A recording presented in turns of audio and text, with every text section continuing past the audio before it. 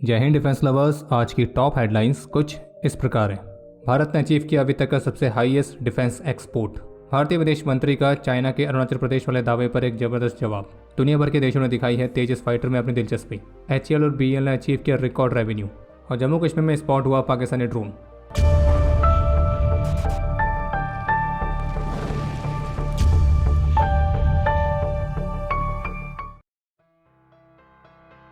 भारतीय रक्षा मंत्रालय की तरफ से जारी की गई ऑफिशियल स्टेटमेंट के मुताबिक फाइनेंशियल ईयर 2023-24 में भारत के डिफेंस एक्सपोर्ट ने 21,083 करोड़ रुपीस के टारगेट को टच किया है, जो कि डॉलर्स में हो जाता है लगभग 2.63 बिलियन US डॉलर्स। और अगर आप इसे पिछले फिस्कल ईयर से कंपेयर करते हैं तो उसकी तुलना में इस वर्ष 32.5% तक की बढ़ोतरी देखने को मिली है। और इस आंकड़े से भी पता लगता है कि भारत का डिफेंस एक्सपोर्ट पिछले 10 वर्षों में 31 गुना ज़्यादा बढ़ा है।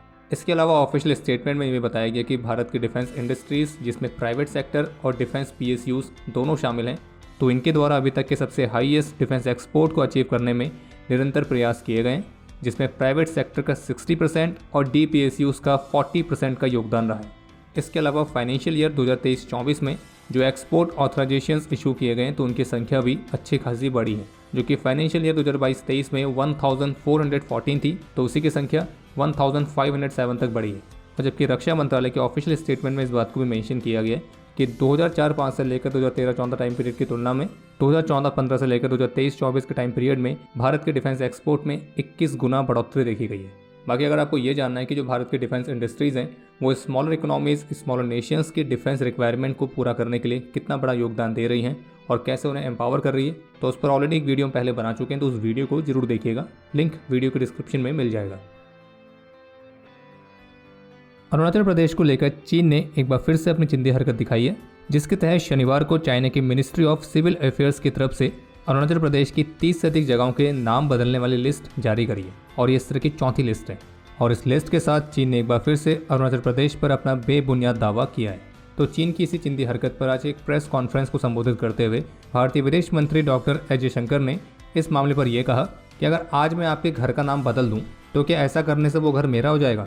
यानी कि बात बिल्कुल स्पष्ट है कि चीन द्वारा नाम बदलने वाली हरकतों का कोई भी प्रभाव रियलिटी पर नहीं पड़ने वाला है और अरुणाचल प्रदेश हमेशा से भारत का हिस्सा था, है और हमेशा रहेगा। बाकी इसके अलावा इस प्रेस कॉन्फ्रेंस के दौरान पन्ने वाले मामले पर एक क्वेरी का आंसर करते हुए भारतीय विदेश मंत्री की तरफ से कहा गया कि इस मामले पर कुछ सर्टेन इन्फॉर्मेशन हमको प्रोवाइड की गई है और हम उसकी इन्वेस्टिगेशन कर रहे हैं, क्योंकि इसमें हमारी खुद की राष्ट्रीय सुरक्षा के हित शामिल हैं।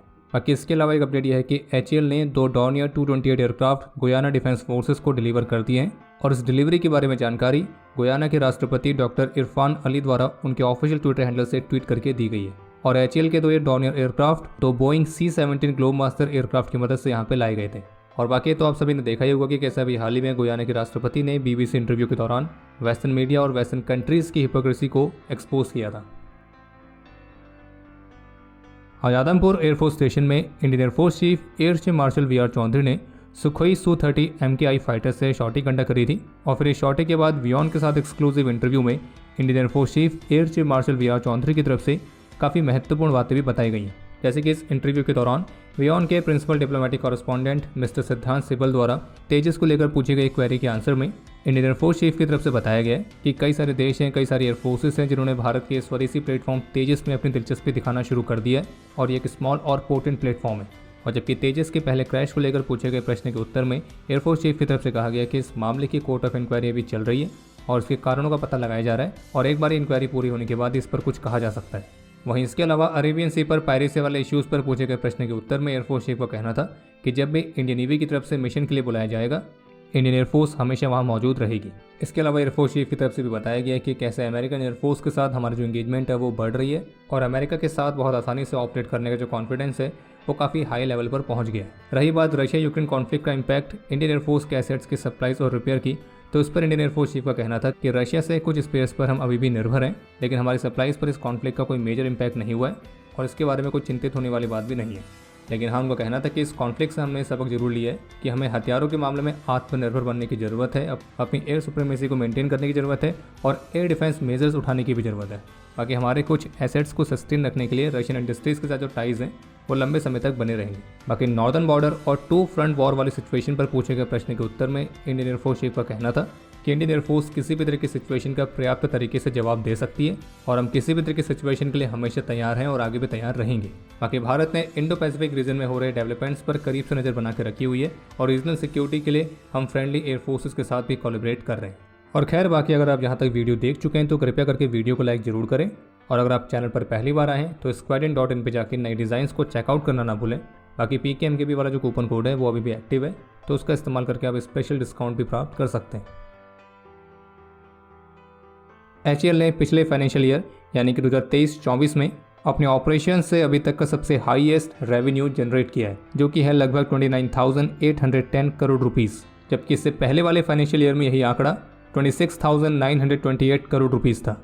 और HAL ने यह ग्रोथ एक ऐसे समय पर अचीव करी है जब एक कॉम्प्लेक्स जियोपॉलिटिकल इश्यूज़ के चलते जो सप्लाई चेन वाले चैलेंजेस थे वो काफ़ी बड़े थे, लेकिन बावजूद इसके HAL ने अपने एक्सपेक्टेड रेवेन्यू ग्रोथ को अचीव किया है। और 31 मार्च 2024 तक HAL की जो ऑर्डर बुक है वो 94,000 करोड़ रुपीस तक पहुंची है और जबकि 2024-25 के दौरान HAL को कुछ और एडिशनल मेजर ऑर्डर्स मिलने की भी उम्मीद है। और जबकि इसी तरह से भारत इलेक्ट्रॉनिक्स लिमिटेड यानी कि BEL ने भी इस फाइनेंशियल ईयर 2023-24 के दौरान 19,700 करोड़ रुपीस तक के एक रिकॉर्ड टर्नओवर को अचीव किया। और BEL का जो एक्सपोर्ट है तो वो 92.98 मिलियन US की सेल्स के साथ 92% तक बढ़ा है। और BEL की तरफ से दी गई जानकारी के मुताबिक उनकी जो एक्सपोर्ट ऑर्डर बुक है वो 407 मिलियन US की है, जबकि total order book 76,000 crore rupees की है। वैसे हम आपसे जानना चाहेंगे कि आप में से ऐसे कितने हैं जिन्होंने HAL, BEL in defence PSUs के शेयर्स आज से करीब 3 साल पहले खरीदे। अगर उन्होंने खरीदे हैं तो फिर तो वो आज खुश तो बहुत होंगे। बाकी भारत की state owned munitions India limited ने भी फाइनेंशियल ईयर 2023-24 के दौरान अपने ऑपरेशन से 7,126 करोड़ रुपीस तक के रेवेन्यू को रजिस्टर किया है और पिछले फाइनेंशियल ईयर की तुलना में म्यूनिशंस इंडिया लिमिटेड की रेवेन्यू ग्रोथ 54% है। और बाकी इस तरह की ग्रोथ देखकर ये तो कहना गलत नहीं होगा कि भारत के डिफेंस सेक्टर में कुछ नहीं बल्कि बहुत कुछ हो रहा है। आगे बढ़ने से पहले आपको सूचित कर दें कि फरवरी महीने की फ्रंटलाइन मैगजीन लॉन्च हो चुकी है, जिसमें आपको national and international science and tech, economics, तो इस तरह के सभी महत्वपूर्ण क्षेत्र के लेटेस्ट करंट अफेयर्स मिलते हैं। और ये मैगजीन फर्स्ट 100 बायर्स के लिए मात्र 11 रुपये में उपलब्ध है। और ये मैगजीन हमारी ऑफिशियल वेबसाइट और हमारी official mobile application defence squad दोनों ही जगह पर उपलब्ध है। बाकी डिफेंस स्क्वाड की मोबाइल एप्लीकेशन पर अगर आपने प्रीमियम सब्सक्रिप्शन ले रखा है तो आपको ये मैगजीन अलग से बाय करने की जरूरत नहीं है। लेटेस्ट रिपोर्ट्स के मुताबिक आर्मी कमांडर्स कॉन्फ्रेंस के दौरान भारत के पड़ोस में होने वाली जियोपॉलिटिकल और सिक्योरिटी चैलेंजेस को भी डिस्कस किया गया है। बाकी आज 1 अप्रैल से आज इस आर्मी कमांडर्स कॉन्फ्रेंस को फिजिकल मोड में कंडक्ट किया गया था।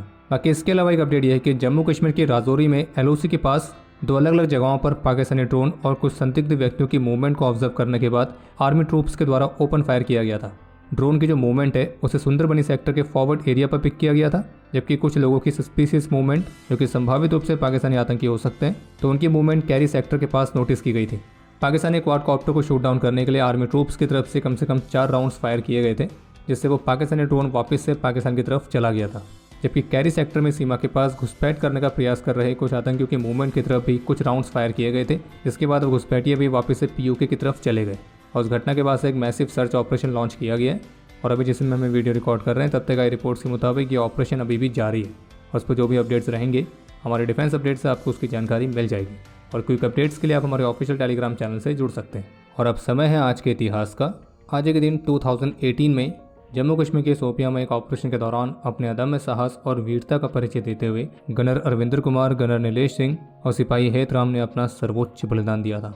आज ही का वो दिन है जब 1954 में एयर मार्शल सुब्रतो मुखर्जी ने इंडियन एयरफोर्स के पहले इंडियन कमांडर इन चीफ का कार्यभार संभाला था। और आज के दिन एयरफोर्स के प्रमुख की जो कमांडर इन चीफ वाली डेजिग्नेशन थी तो उसे chief of the air staff में भी बदला गया था। तो चलिए आपके लिए आज का प्रश्न ये है, इंडियन एयरफोर्स के दूसरे भारतीय चीफ कौन थे? और अब समय है आज के टॉप 3 कमेंट्स का, जो ये रहे आपकी स्क्रीन पर।